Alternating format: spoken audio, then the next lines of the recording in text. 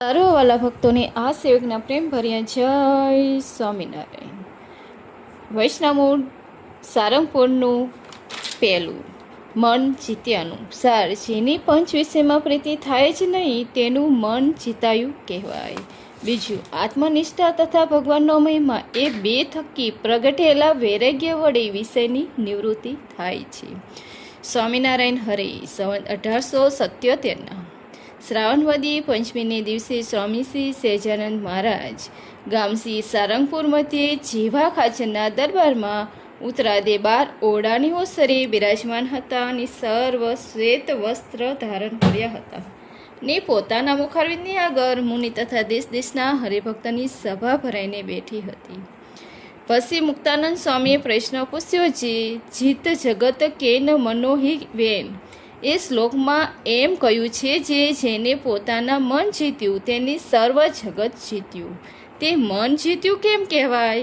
પછી શ્રીજી મહારાજ બોલ્યા છે, શબ્દ સ્પર્શ રૂપ રસ ને ગંધ એ જે પંચ વિષય તેમાંથી જ્યારે ઇન્દ્રિયો પાસી હટે અને કોઈ વિષય કામની ઈચ્છા રહે નહીં ત્યારે સર્વ ઇન્દ્રિયો વંશ થાય છે ને જ્યારે ઇન્દ્રિયો વિષયનો સ્પર્શ જ ન કરે ત્યારે મન પણ ઇન્દ્રિયોના લગન આવે નહીં ને હૈયામાં રહે. એવી રીતે જેને પંચ વિષયનો ત્યાગ અતિ દ્રઢપણે કરીને થયો ત્યારે તેનું મન જીત્યું જાણવું. અને જો વિષય ઉપર કોઈ પ્રીતિ હોય તો મન જીત્યું હોય તો પણ જીત્યું ન જાણવું. પછી વરી મુક્તાનંદ સ્વામીએ પૂછ્યું છે, વિષયની નિવૃત્તિ થવાનું કારણ તે વૈરાગ્ય છે કે પરમેશ્વરની વિશે પ્રીતિ છે? પછી શ્રીજી મહારાજ બોલ્યા છે, એક તો વિષયની નિવૃત્તિનું કારણ આત્મનિષ્ઠા છે અને બીજું મહાત્મા સહિત જે ભગવાનનું જ્ઞાન તે છે.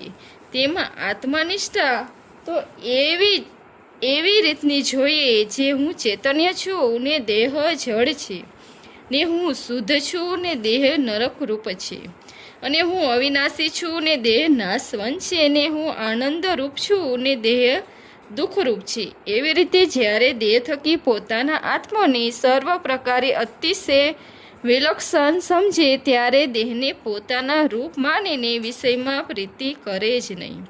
એવી રીતે આત્મનિષ્ઠા કરીને વિષયની નિવૃત્તિ થાય અને ભગવાનનો મહિમા એમ વિચારે છે, હું આત્મા છું ને જે પ્રત્યક્ષ ભગવાન મળ્યા છે તે પરમાત્મા છે ને ગોલોક વૈકુંઠ શેત દીપ તથા બ્રહ્મપુર તથા અનંત કોટી બ્રહ્માંડના પતિ જે બ્રહ્માદિક દેવ એ સર્વના સ્વામી જે શ્રી પુરુષોત્તમ તે મુને પ્રત્યક્ષ મળ્યા છે અને તે મારા આત્માને વિશે મન પણ અખંડ બિરાજમાન છે અને તે ભગવાનનું જે એક નિમિક્ષ માત્રનું લક્ષણ છે. ઉપર અનંત કોટી બ્રહ્માંડના જે વિષય સુખ છે તે સર્વને વારા ફરીને નાખી દઈને અને ભગવાનના એક રોમમાં જેટલું સુખ રહ્યું છે તેટલું સુખ તો અનંત કોટી બ્રહ્માંડના વિષય સુખ ફેરા કરીએ તો પણ એના કોટીમાં ભાગની બરોબર પણ થાય નહીં. અને જે ભગવાનનું અક્ષરધામ છે તેની આગળ બીજા છે